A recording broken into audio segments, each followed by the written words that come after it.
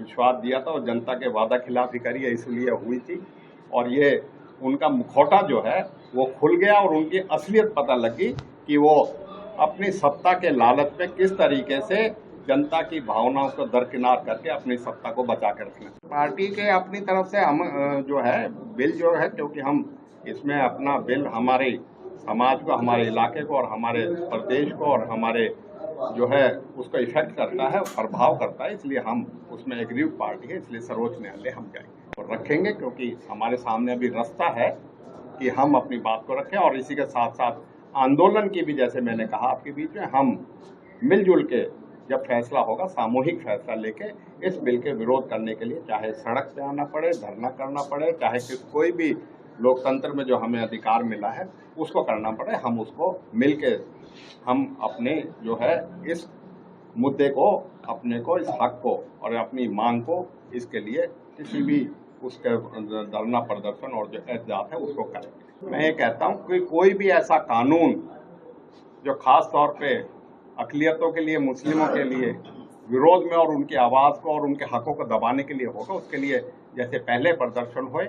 और ये नहीं, हमेशा कानून बने हैं तो किसानों के प्रति जो कानून, 3 कानून बने थे, उनको भी बड़ा प्रचार करके कहा गया था ये किसानों के हित में है, फिर क्यों वो 3 काले कानून वापस लेने पड़े? तो ये हमारा अधिकार है विरोध करना और हम इस विरोध का करेंगे। और जो चीज़ वो कहते कि हम निजी तौर पे भी और अपने जो भी संगठन जो इसमें फिक्रमंद हैं और जो भी राजनीतिक पार्टियों के जो स्टैंड है, उसी के अनुरूप हम भी अपनी जो रणनीति बना के इसके खिलाफ एहतजाज भी करेंगे। और जो हमारी कोशिश रहेगी कि हम लोगों की जो भावनाएं हैं उनको महामहिम तक या जहाँ तक भी हमारे को पहुँचानी पड़ेगी, हम उसको पहुँचाने का काम करें। हमेशा संशोधन होते रहे, संविधान में भी संशोधन हुए और ये तो कानून है, इनमें संशोधन होते रहे, लेकिन संशोधन अच्छे के लिए होना चाहिए। ये नहीं कि किसी की हकूक़ को दबाने के लिए, किसी की आवाज़ को दबाने के लिए, उसके लिए और उसका हक मारने के लिए हो। और इसीलिए इतना विरोध है। और इतने दिनों बाद किसी बिल पे वोटिंग तक भी हुई, ठीक है, मेजॉरिटी है, निकल गया, लेकिन यही सारे विपक्ष के साथियों का एक मत होके देना यही था कि देश में इस तरह की संविधान जो बाबा भीमराव अम्बेडकर ने हमें दिया है उसकी मूल भावना ये नहीं है और ये इसलिए मूल भावना के विपरीत है। और इस देश की जो हिंदू मुस्लिम संस्कृति है, जो एक भाईचारे की है, उससे हट के ये इस समाज को बांटने के लिए और इसका राजनीतिक फायदा लेने के लिए ये कार्य किया जा रहा है। पार्टी का तो लोकसभा और राज्यसभा में सारा स्पष्ट हो गया है। अब मत विभाजन तक हुआ और कांग्रेस पार्टी ने इंश्योर किया कि एक आदमी, एक जो है सदस्य कांग्रेस पार्टी का, वो इसमें व्हिप लागू हुआ, व्हिप होगा उसी स्टैंड के अनुरूप। और पार्टी का हमेशा से कोई भी अगर जन विरोधी फैसला हुआ है या कोई भी किसी वर्ग, किसी के विशेष के साथ हुआ है, हमेशा से उसमें पार्टी अपना बड़ा स्पष्ट रुख रहा है। और उसी रुख को देखते हुए आप देख सकते हो कि वक्फ अमेंडमेंट बिल का कांग्रेस पार्टी ने एकजुटता से विपक्ष के साथ मिलकर उसका पुरजोर विरोध किया है। मैं कहूँगा वो तो अपनी नौकरी कर रहा है, सारा परिवार उसके वक्फ की जमीनों में बैठा है। हमारे 100 गज के मीटर की दूरी पे उसका परिवार सारा वक्फ की जमीन पे बैठा है। तावड़ू में किसके पास वक्फ की जमीन है, गुड़गावा धनकोट में किसके पास वक्फ बोर्ड की जमीन है, सारी वक्फ बोर्ड के संरक्षण, ये वक्फ बोर्ड का जो लोग कहते हैं ना, इसका वो हुआ, उसमें सबसे बड़े भागीदार ये हैं, तो इसलिए वो तो खूबी गिनाएंगे, नहीं तो नौकरी चली जाएगी। कनाइवेंस का फैसला कौन करेगा? इसी तरीके के वक्फ बाय यूजर, ये अब जो है इस संशोधन के बाद वो कराई नहीं जा सकती, जबकि अदालत जो है हमारे देश की कानूनी प्रक्रिया है उसमें अपनी जायदाद को दे सकता है। लेकिन अब जो है वक्फ बाय यूजर जो है क्लॉज से इस तरह की अपनी जायदाद नहीं दे सकता। अगर किसी जायदाद को, वक्फ की जायदाद को गवर्नमेंट प्रॉपर्टी ये समझती है, सरकार समझती है कि ये गवर्नमेंट प्रॉपर्टी है, तो पहले उसके लिए जो फैसला करता था वो एक ट्रिब्यूनल था। और ट्रिब्यूनल में भी लोगों को गलतफहमी है। ट्रिब्यूनल में जो डिस्ट्रिक्ट जज और एक जो है उसके साथ जो ऑफिसर्स के साथ एक जो है पक्षदार होता था, एक 3 मेंबरी ट्रिब्यूनल होता था जो जुडिशियल ऑफिसर्स का होता था और जुडिशियल पावर होती थी। अब उसमें ये हो गया कि सरकार का अधिकारी, उस सरकारी जमीन का अगर कोई क्लेम आता है तो उस सरकार का आदमी ही, सरकार का अधिकारी उस क्लेम को डिसाइड करेगा। ये तो ऐसे ही हो गया कि अपने आप में जज भी वही, और अपने आप में तो आप समझ सकते हो कि कैसे फैसला होएगा किसी चीज के लिए।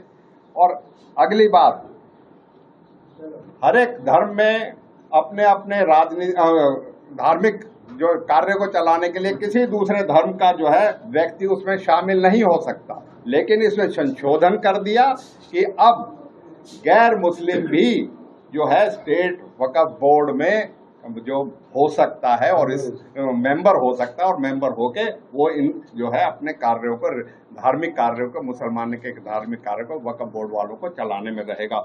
और आखिर में एक लिमिटेशन का जो कानून है, म्याद का कानून है, वो पिछले वक्फ जो उसमें एक्ट में उसकी लिमिटेशन जो थी उसका अप्लाई नहीं करता था, इसमें उसको खत्म कर दिया गया है। अब कोई जो दावा होगा तो या तो वो लिमिटेशन की वजह से, या वो जो है कि भाई आपने जो एनक्रोचर हैं, जो इन पे अवैध तरीके से बैठे हैं, वो एडवर्स पोजेशन करके लिमिटेशन के जो होने का जो था वो अप्लाई होने से उस चीज का भी वो हो जाएगा। इस तरीके से ये सारे जो एक्ट है, मैं समझता हूँ कि ये हमारे मुसलमानों के हकूक से, उनके धार्मिक जो है प्रबंधन में और वक्फ बोर्ड में जो एक वक्फ बोर्ड की जायदाद जो, उनको मैं समझता हूँ कि सरकार इससे अपना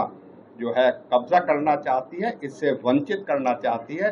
अक़लियतों के जो भावना है वो आज के दिन इस भावनाओं को सारे देश के नेताओं में और राज्यसभा और लोकसभा में आपने देखा उसका करते हैं। हम भी आपके माध्यम से अपना विरोध दर्ज करते हैं, और ये कोई पहला वो नहीं है। जब से बीजेपी आई है आप देख सकते हो कि कभी एनआरसी और सीए आया, कभी यूनिफॉर्म सिविल कोड आता है, और हिंदुस्तान में एक ही मुस्लिम राज्य था, बहुल राज्य, मुस्लिम बहुल राज्य था, वो जम्मू एंड कश्मीर था। उसको भी राज्य को तोड़ के उसको यूनियन टेरिटरी बना दिया गया, जबकि आज तक भी, इतने सालों बाद भी आज भी उसका स्टेटस यूनियन टेरिटरी है, जबकि वहां चुनी हुई सरकार है। और पिछले 5 सालों में अक़लियतों के साथ जो उनका बजट था वो 2019-20 में 2023-24 तक 18,274 करोड़ था। उसमें से 3574 करोड़ रुपए तो खर्च ही नहीं हुआ सरकार में। ये मंशा दर्शाती है कि यूपीए बीजेपी की मंशा अक़लियतों के प्रति कैसी है।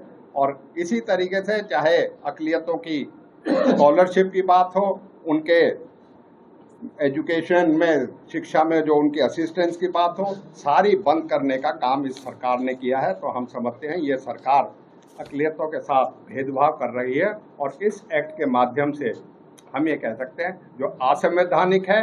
और इसमें हम आज सारे साथी इस बात को कहते हैं कि चाहे all India personal law board हो, चाहे जमात इस्लामी हो, चाहे अन्य संगठन हो, हम सब मिलके हम समझते हैं कि आज ज़रूरत है हमें इसके खिलाफ आवाज़ उठाने की। हम इसके जो इसमें हमारी सलाह मशवरा हुआ है, जो भी हमारे पास कानूनी रास्ते हैं हम उनको भी करेंगे, चाहे हमें सर्वोच्च न्यायालय जाना पड़े। और जब भी कोई कॉल आएंगे हमारे संगठन के, और हम उसमें अपना एहतजाज जो है, जैसे हमने CA/NRC में किया था, चाहे किसान के आंदोलन की बात करें, इस इलाके ने हम अपने हकूक़ के लिए उसके खिलाफ एहतजाज भी करेंगे। और उसके लिए हम जो भी हमारी कोशिश होगी, इस सरकार की जो ये मंशा है कि अक़लियतों के साथ उनके हकों को मारने की, उसका पुरजोर विरोध कर रहे हैं और करते रहेंगे। वक्फ बिल के ऊपर सारी बातें रख दी हैं। कुछ चंद बातें मैं भी कहना चाहता हूँ कि जो ये एक्ट आया है, जो 5 तारीख को गजट नोटिफिकेशन हुई है, जिस तरह से भाजपा सरकार देश में मुसलमानों को कमजोर करने की काम कर रही है, ये एक साजिश के तहत किया जा रहा है सारा काम। कभी NRC, CA, अभी वक्फ एक्ट लेके आए हैं, और वक्फ एक्ट के कितने नुकसान हैं ये सबको पता है। मैं ये बताना चाहता हूँ कि पार्लियामेंट में ये जोर जोर देके कहा जा रहा था कि कोई भी गैर मुस्लिम आदमी इस एक्ट में नहीं आएगा, बोर्ड में मेंबर नहीं बनेगा। जबकि जो गजट नोटिफिकेशन आई है, मंत्री जी ने आपको दिखाई, इसमें साफ स्पष्ट लिख रहा है कि इसमें गैर मुस्लिम रहेगा। आप ये देखिए, आपका गुरु जो ये अपने गुरुद्वारे होते हैं या मिशनरी होती है क्रिश्चियंस की, और भी काफी हिंदूज के ऐसे संगठन है, उस बिलों को क्यों नहीं लेके जाते कि इसमें भी गैर मुस्लिम रहेंगे? क्यों मुसलमानों को ये बाहर कर रहे हैं हर जगह से? 12 साल के लिए कह दिया कि भाई जो 12 साल से वक्फ बोर्ड की प्रॉपर्टी बैठा वो उसका मालिक रहेगा। मान ले वक्फ बोर्ड 12 साल बाद कोर्ट जाना चाहता है, तुम 12 साल के बाद पहले कहाँ सो रहे थे? वहां भी अपील नहीं कर पाएंगे। जितनी भी प्रॉपर्टी है वक्फ बोर्ड की, ये तहस नहस हो जाएगी, इसका कोई सुनाई करने वाला है। मुसलमानों का, यतीमों का, गरीबों का एक यही सहारा था। मैं तो ये भी कहता हूँ कि इससे वक्फ बोर्ड से हम यूनिवर्सिटी भी अच्छी बना सकते थे, कॉलेज भी अच्छे बना सकते थे, हॉस्पिटल भी अच्छे बना सकते थे। लेकिन जब से ये भाजपा ने कब्जा रखा है, तब से आज तक कोई कॉलेज नहीं बना, कोई यूनिवर्सिटी नहीं, कहीं कोई फंड नहीं। खुद ये यतीमों को जो पैसा होता है उसको भी वक्फ बोर्ड में बैठ कर उसकी भी बिरयानी खा जाते हैं लोग। तो ये बड़ी दुख की बात है हम सबके लिए। और जो ये बिल लेके आई है सरकार, खासकर मुसलमानों को जो कमजोर किया जा रहा है, इसका मैं पुरजोर विरोध करता हूं और कंडम करता हूं। और जिस तरह से मंत्री जी ने कहा है, जो भी हमें आंदोलन करना पड़ा, जो भी हमें मुसलमान रक्षा के लिए जो हम अपने कोशिश करेंगे, वो हर कोशिश करके रहेंगे। बाकी जो सरकार की मंशा है उसको हम, और आप सब भापे पड़े हो, सरकार को आप देखो किस तरह से ध्यान भटकाती है। जैसे हमारे एलओपी लीडर राहुल जी ने बोला था पार्लियामेंट में कि जो हमारी चाइना की जमीन है उसको क्यों नहीं छुड़वाते, जो अभी ट्रंप ने टैरिफ लगाया है उसका विरोध क्यों नहीं करते, जिस तरह से हरियाणा में से अभी HKRN में से 12 से बच्चों को बाहर करा जा रहा है। तो जो मेन मुद्दे हैं, जो बच्चों को नौकरियां नहीं मिल रही हैं, जो आम आदमी गरीब रोड पे घूम रहा है, उन मुद्दों को ये नहीं लेते हैं। इनको तो सिर्फ और सिर्फ जो राजनीति करनी है वो आपस में कास्टिज्म पे करनी है, मुसलमानों पे करनी है, कभी दलितों पे करनी है। तो मैं यही कहूँगा कि इस बिल का मैं जरूर पूरा विरोध करता हूँ, और आने वाला टाइम में जैसे मंत्री जी हो, जैसे ये अपनी रणनीति तैयारी करेंगे, हम बिल के साथ करेंगे।